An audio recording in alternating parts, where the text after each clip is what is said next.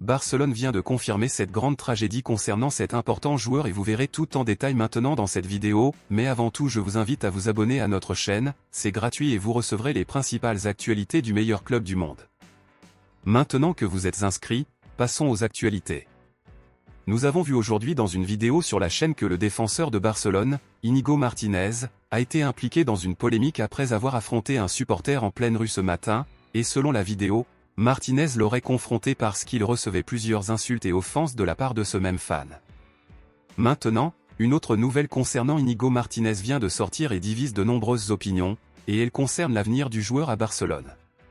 Le club catalan a confirmé que Íñigo Martínez ne figure pas dans les plans de Barcelone pour la saison prochaine, et cela n'est pas dû au niveau de jeu de l'Espagnol, mais parce que le club dispose déjà de plusieurs défenseurs de haut niveau, et en plus, son départ est considéré comme une opportunité pour alléger la masse salariale.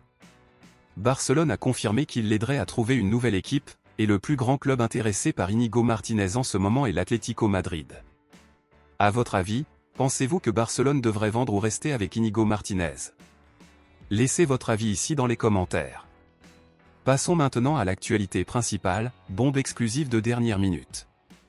Dans quelques jours, Barcelone reviendra sur le terrain pour un autre match de Ligue des Champions, et cette fois l'adversaire du club sera le PSG en quart de finale. Barcelone a annoncé l'excellente nouvelle que les chances que Frenkie de Jong soit de retour pour ce match sont pratiquement de 100% car sa convalescence est bien avancée. Cependant, mon ami Culler, il y a d'autres nouvelles qui ne sont pas si bonnes.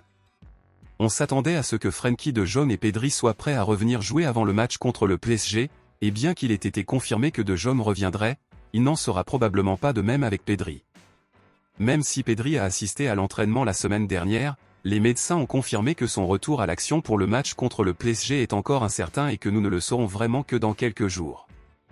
Il a été confirmé que même si Pedri n'est pas rétabli à 100%, Barcelone le rappellera quand même car ce match est extrêmement important. Cependant, les supporters sont contre cette décision et pensent que Barcelone devrait le laisser sur le banc en train de récupérer pour ne pas perdre dans des problèmes encore plus graves.